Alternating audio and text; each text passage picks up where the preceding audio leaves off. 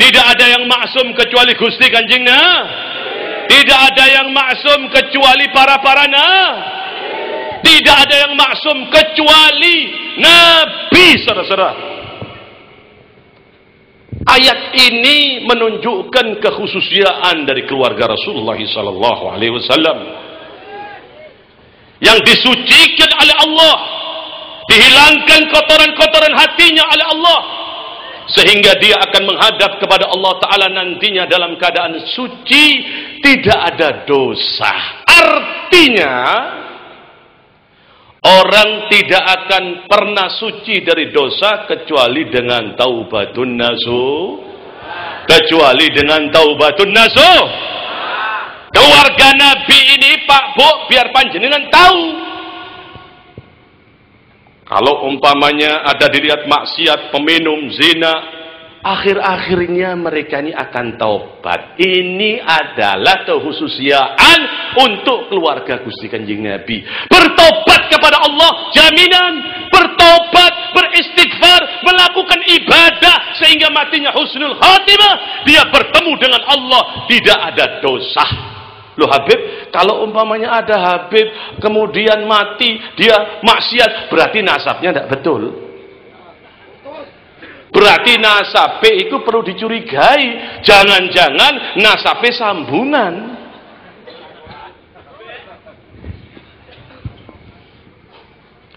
Kita ini ma'asyirah ahli sunnah wal jamaah yang cinta kepada habaib. Cintanya tidak ada embel-embel. Dia menuduh bahwa orang-orang ahli sunnah wal jamaah itu tidak cinta kepada keluarga Nabi. Yang ngomong begitu wong gendeng, saudara-saudara. Tapi cinta kita ini ada aturannya. Menurut bagaimana yang Allah Ta'ala terapkan di dalam Al-Quran Karim. Menurut Gusti Kanjeng Nabi yang atur kecintaan itu di dalamnya. Bukan berarti diajak maksiat melok. Nabi Muhammad mengatakan la ta'ata fil maksiat, tidak wajib taat kalau diajak maksiat. Ini sampean biar tahu bahwa kita ma'asyirah ahli sunnah wal jamaah yang menyanjung suci keluarga Nabi, yang cinta kepada keluarga Rasulullah. Mereka lah orang-orang yang mendapatkan khususiyah dari Allah. Ya ahla baitin Nabi, kata Habib Saleh Tanggul, ya ahla safa wal munaj, bakhid man habbukum yadfar bima qad tamanna fi ridha rabbi yamshi fi sabahi wa mamsa bayhassal bihi jami'il matalib wa ma kana yurja kullu man habbukum, kata Habib Saleh, yahna untung bisyafa'a minal mukhtar yaumil lughya, kau akan mendapatkan syafaatnya Rasulullah pada hari kiamat nanti. Kita ini ahli sunnah wal jamaah yang cinta kepada keluarga Nabi. Tidak benar kalau ahli sunnah wal jamaah tidak cinta kepada keluarga Nabi. Tidak dinamakan orang ahli sunnah wal jamaah kalau tidak cinta kepada keluarga Rasulullah sallallahu alaihi wasallam. Orang-orang Syiah ini dia mencari kesempatan untuk membelok-belokkan sejarah. Dalam kitab mereka yang bernama Hukumiyatul Islamiyah, orang Syiah mengatakan barang siapa orang yang nikah mut'ah, man tamatta'a marra fa ka'annama darajatuhu ka darajatul Husain. Barang siapa orang yang nikah mut'ah kontrak sekali, itu sama dengan derajatnya Sayyidina Husain. Apa itu dinamakan cinta? Ini kitab mereka. Wa man tamatta'a marrataini kanat darajatuhu ka darajatil Hasan. Orang yang nikah kontrak 2 kali sama dengan derajatnya Sayyidina Hasan, katanya. Barang siapa orang yang nikah mut'ah 3 kali sama dengan darajatnya Sayyidina Ali ibn Abi Talib. Ini kitab mereka. Wa man tamatta'a 4 marrat kana darajatu ka darajatin Nabi, ka darajati. Kata mereka ini hadis.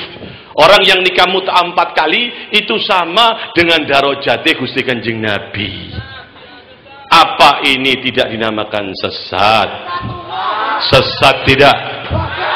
Sesat tidak? Jelas sesat. Dia berusaha untuk membelok-belokkan sejarah. Ini saya akan buka. Saya akan jawab semua yang di kaset itu, saudara-saudara.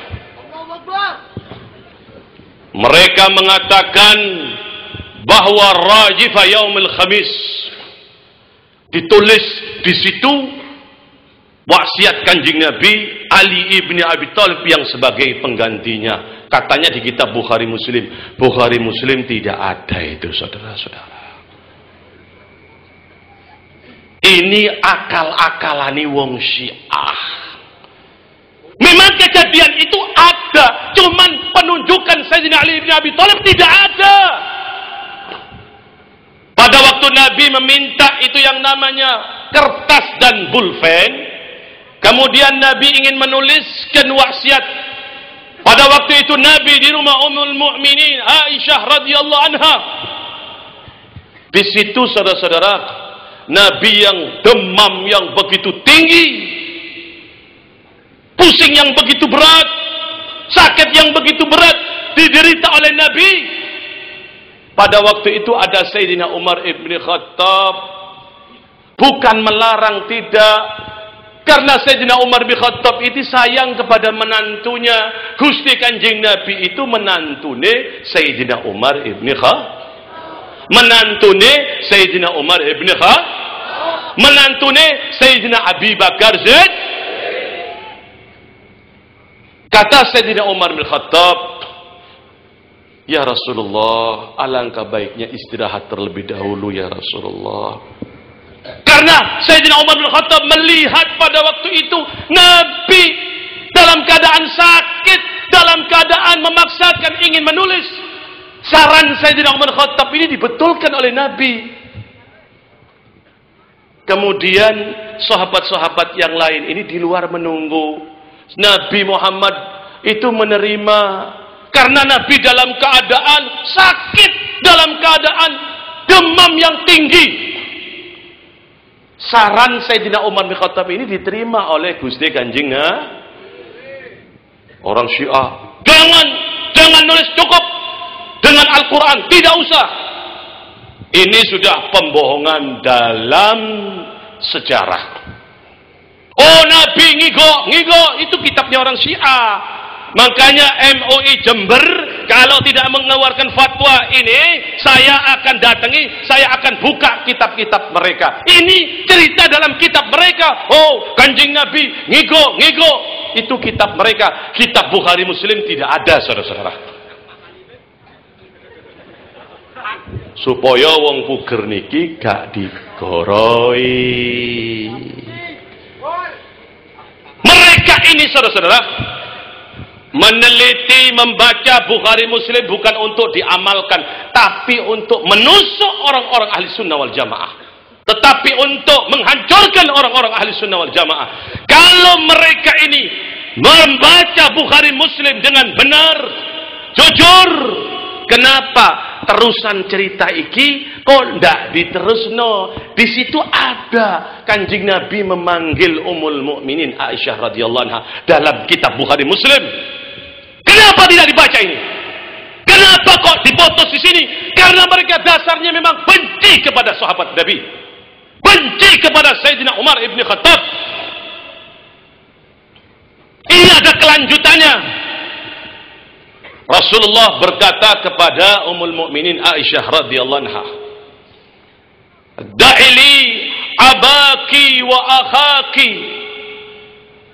hatta aktuba lahum kitaban wa inni akhafu an yatamanna mutamannin wa yaqulu qa'il ana aula wa ya'ba Allah wal mu'minun illa Aba Bakar."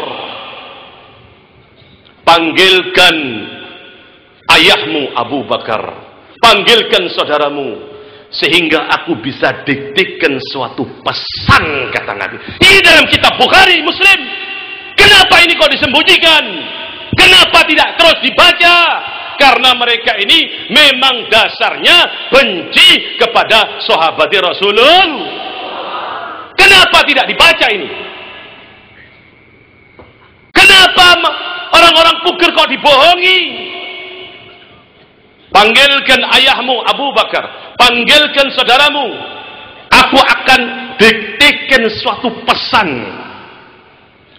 yang aku takuti, kata Nabi, setelah aku meninggal, nanti satu sama lain mengatakan, saya lebih afdol, saya lebih utama. Sesungguhnya tidak ada yang lebih utama di hadapan Allah, di hadapan orang-orang mukminun, illa Abu Bakar, kecuali Abu Bakar Siddiq, kata Rasulullah. Kenapa ini kok ditutup-tutupi dalam kitab Bukhari Muslim? Kenapa? Memang mereka ini dasarnya benci kepada sahabat-sahabatnya Rasulullah